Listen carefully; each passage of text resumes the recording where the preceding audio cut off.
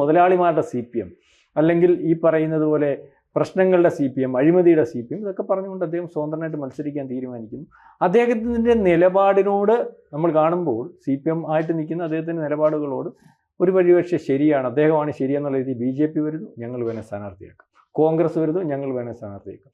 ഇപ്പം കഴിഞ്ഞ ദിവസങ്ങളിൽ ഈ പറയുന്ന അദ്ദേഹത്തിനെതിരെ പ്രകടനം, അദ്ദേഹം കുഴപ്പക്കാരനാണ്, അദ്ദേഹം കുലംകുത്തിയാണ്, പാർട്ടിക്ക് യോഗ്യനല്ല, പാർട്ടി 30 കൊല്ലം MLA ആക്കി, പാർട്ടി 10 കൊല്ലം മന്ത്രിയാക്കി, പാർട്ടി അദ്ദേഹത്തിന് വേണ്ടി സിൻഡിക്കേറ്റ് മെമ്പർ, അങ്ങനെ വളരെ കൂടുതൽ ചെയ്തു. പാർട്ടി അവസാനം പ്രതിസന്ധി ഘട്ടത്തിൽ ഒറ്റുകൊടുക്കാൻ, അധികാരത്തിന് വേണ്ടി ഈ വൃദ്ധൻ, അങ്ങനെ തന്നെ സംസാരിച്ചു, ഈ വൃദ്ധൻ പാർട്ടിയെ ഒറ്റുകൊടുക്കാൻ ശ്രമിക്കുന്നു എന്നുള്ളൊരു കാര്യം. ഇന്ന് വരുന്ന പ്രസ്താവന പിണറായിയാണ് ശരി, മൂന്നാമതും പിണറായി വരും.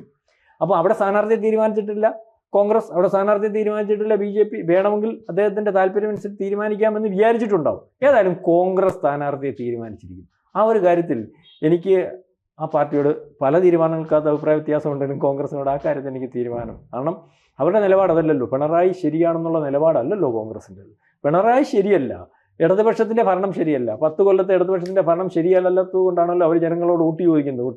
അപ്പോൾ അത് ശരിയാണെന്ന് പറയുന്ന ഒരാളിനെ പിന്നെ ചെന്ന് പിന്തുണ കൊടുത്ത്, അല്ലെങ്കിൽ അദ്ദേഹം സ്ഥാനാർത്ഥിയാകുമ്പോൾ സ്ഥാനാർത്ഥിയെ നിർത്താതെ UDFൻ്റെ വോട്ട് കൊടുത്ത് ജയിപ്പിക്കേണ്ട ഒരു അവസ്ഥയെന്ന് പറഞ്ഞാൽ പിന്നെ കോൺഗ്രസ് കേരളത്തിൽ ഉണ്ട് എന്ന് പറയുന്നതിനകത്ത് അർത്ഥമൊന്നുമില്ല. അപ്പം ആ ഒരു നിലപാട് അങ്ങനെയാണ്. ഇനി എന്ത് സംഭവിക്കും, എന്താണ് അതിൻ്റെ രാഷ്ട്രീയം? ഒന്നാമത്തെ കാര്യം, ഇപ്പം നേരത്തെ പറഞ്ഞ പോലെ സുധാകരൻ വളരെ സ്വീകാര്യനായ യഥാർത്ഥ കമ്മ്യൂണിസ്റ്റ് എന്നൊക്കെ പറയാവുന്ന തരത്തിൽ ഇന്നത്തെ സുധാകരൻ്റെ പഴയ പല നിലപാടുകളോടും വിയോജിപ്പുള്ള ഒരാളാണ് ഞാൻ. അതവിടെ നിൽക്കട്ടെ, VS-ഉമായിട്ടും ഗൗരിയമ്മയായിട്ടുള്ള പാർട്ടിയുടെ സ്ട്രഗിളിൽ സുധാകരൻ എടുത്ത നിലപാടുകളൊക്കെ വളരെ ചോദ്യമാണ്.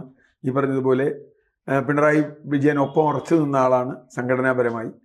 കൂടുതൽ വാർത്തകളും വിശേഷങ്ങളും നിങ്ങളിലേക്ക് എത്താൻ ABC മലയാളം സബ്സ്ക്രൈബ് ചെയ്യുക, ബെൽ ബട്ടണും അമർത്തുക.